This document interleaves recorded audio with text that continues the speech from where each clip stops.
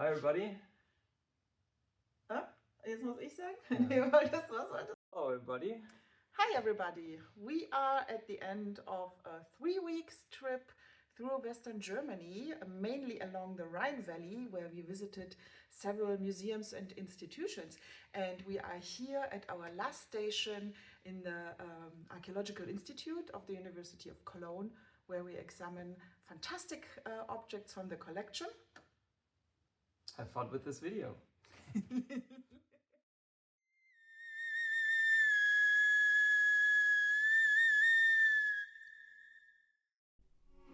Welcome to Stone Age Science. We are scientists investigating information encoding from the earliest science in the Paleolithic to the modern day information age. We take you with us on our journey to museums and universities, examining the mobile artifacts in their originals to understand the science of the Stone Age.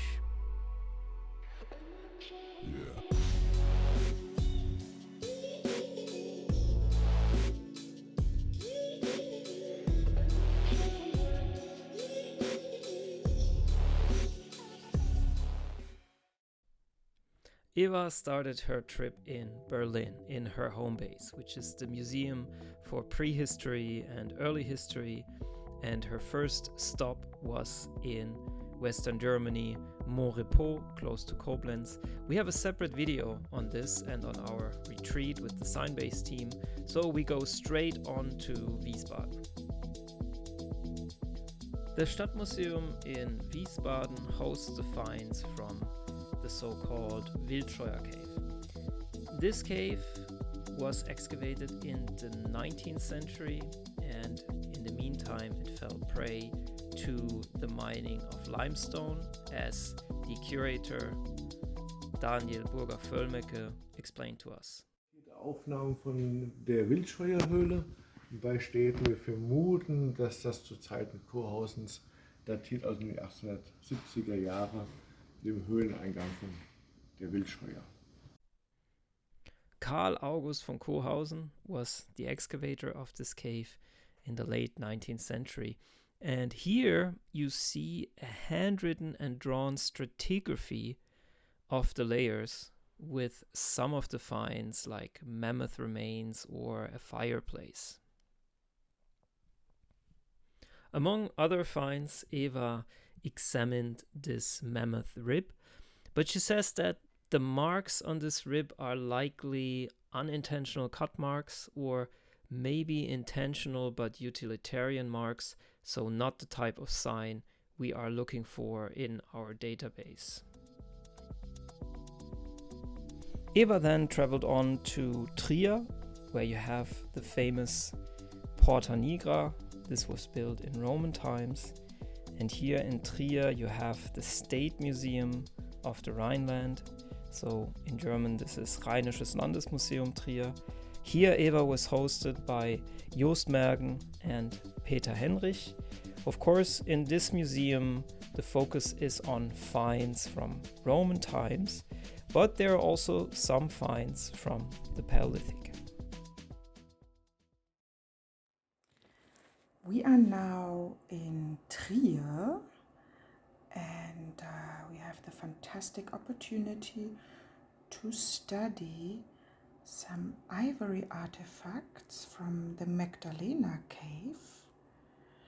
And these are quite mysterious objects because we really do not know what they were used for. They might have been used as personal ornaments in some sort, maybe some notation devices, because as you see, some of them have markings, some dots, some lines, and there's another fragment with dots. Here we are at the other side of the plateau where the Magdalena Höhle is located. Unfortunately, we cannot reach it because it is behind this large rock to the right, It is not accessible without special gear and also closed for public, but you have a very nice view over the entire landscape around.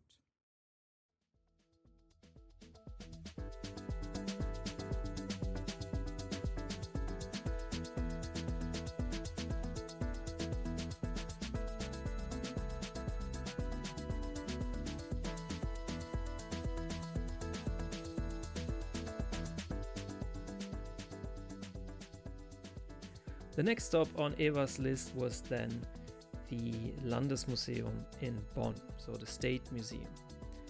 And this is where I rejoined her.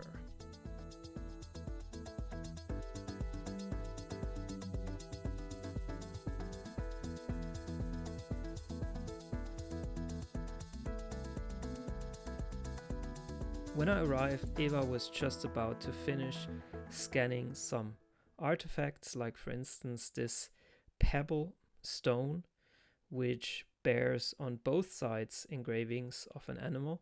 So in green you see the intentionally engraved lines.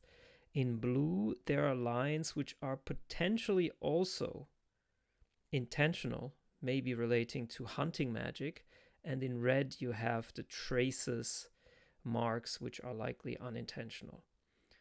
The person holding it is Ralf Schmitz. He hosted us at the museum. My first duty was to walk across town while Eva kept on scanning the last artifacts. Ist das nicht doch ein Pferd? This is because after driving through Western Germany for 2 weeks, Eva's car broke.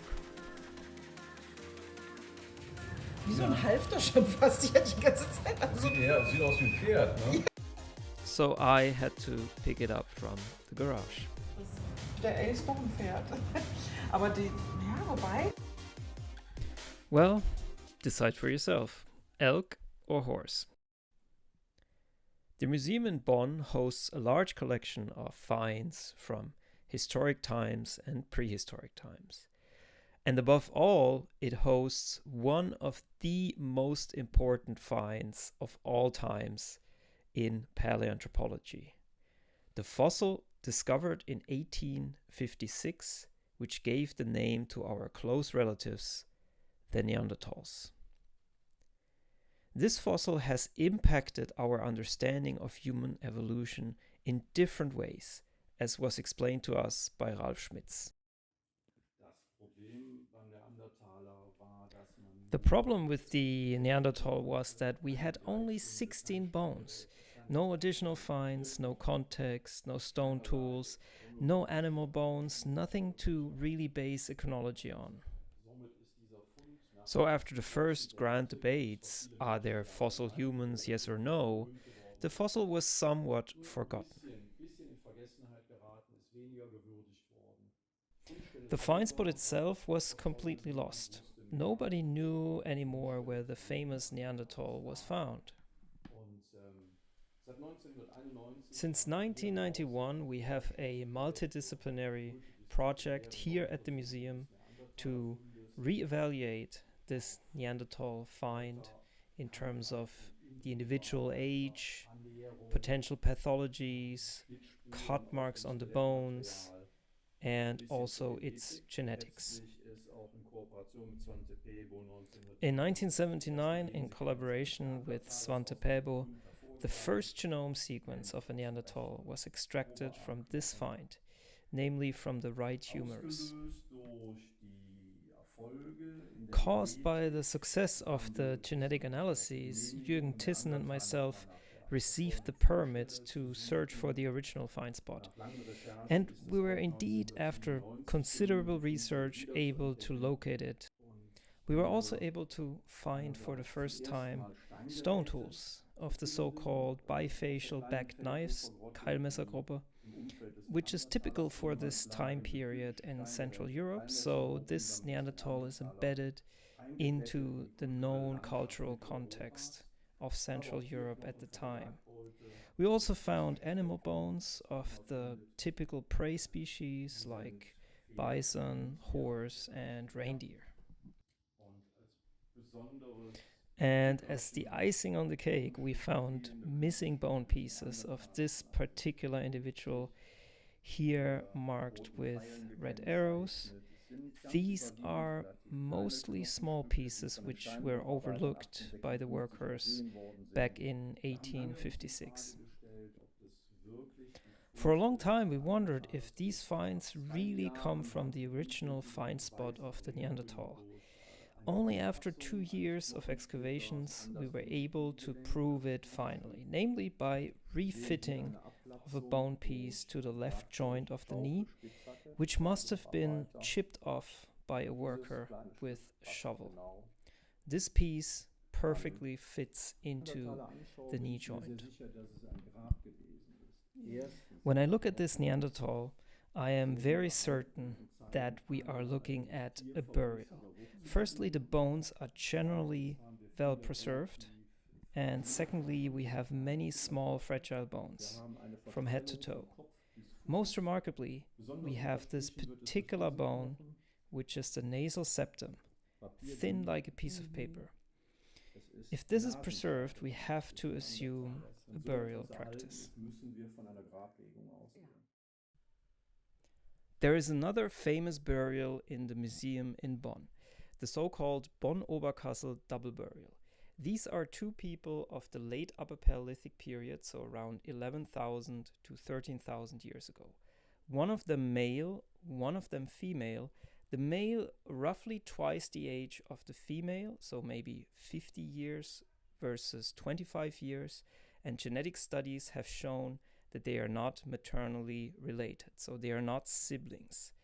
In fact, this should really be called a triple burial, because on the right side you see the bone remains of a domesticated dog. So maybe these are some of the first people laid to rest with their dog. This burial is particularly interesting to us because there were grave goods, like for instance this bone rod, roughly 20 centimeters in length, may be used as a hairpin or to hold together clothes. On one side it has the shape of an animal head with a nose indicated and ears, and along this elongated object you have whole sequences of signs, like for instance V shapes and Y shapes, and these are the type of intentional signs which we digitize in our database.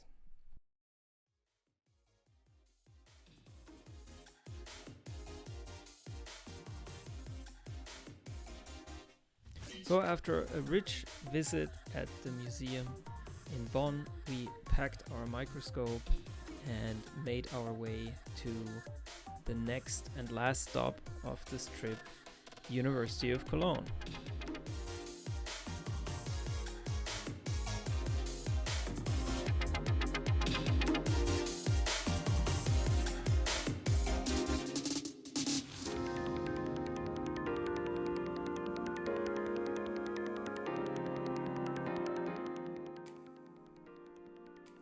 Here we met with Andreas Meyer and also Rebecca Gnau, who helped us to get an overview of the collection in the Institute. And this is a collection especially for teaching students. So you have crania of different hominins, you have all kinds of different stone tools from different periods, and of course also the type of mobile artifacts that we want to study.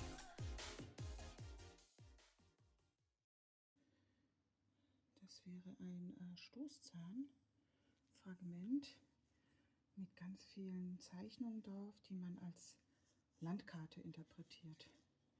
Also das wären die Pollauer Berge und dann hier irgendwie ein Fluss hier. Das Mammut aus La Madeleine, und das wurde Mitte des 19. Jahrhunderts gefunden.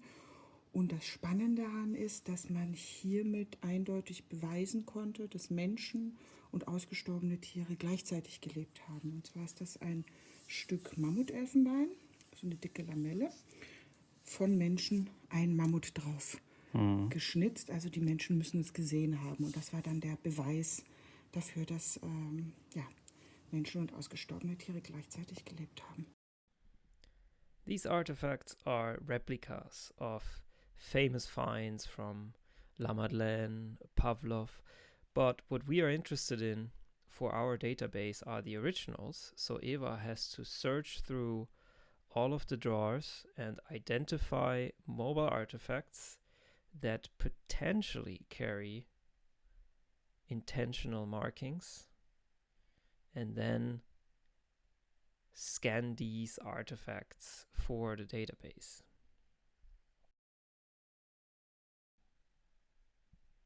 In Cologne, there is still a traditional system implemented of organizing artifacts with find numbers, which you can then find in drawers as cards with meta information, which we then also add to our database. This is a particular find. It's a arrow shaft smoother from the site of Niederbiber. You see on the right side also what the back side of it looks like, so you could use this indent to smooth a shaft of an arrow. We visited Niederbiber. There is a video on this, and in this video I explain that Niederbiber and in particular Gönnersdorf are sites which are famous for their abstract female figurines. And if you look closely, you can see that on the right side here on this arrow shaft smoother, you have patterns which look very much like these abstract figurines. To my mind, this is one of the first symbols of the Paleolithic.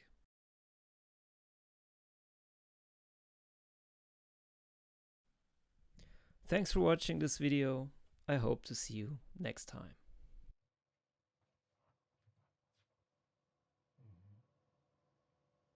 Okay, wo hast du da jetzt einen Bobbes gesehen? Der ist der andere ist ein Bobbes. Achso. Okay. Der Bobbes ist. Hier ist ein Bobbes. Ach, das war auch aus Rogerie, oder? Weiß ich nicht, muss man mal gucken. Und dann hast du halt hier so Büb und so ein Schwänzelchen. Ah. Wahrscheinlich ein kleines Mammut oder sowas.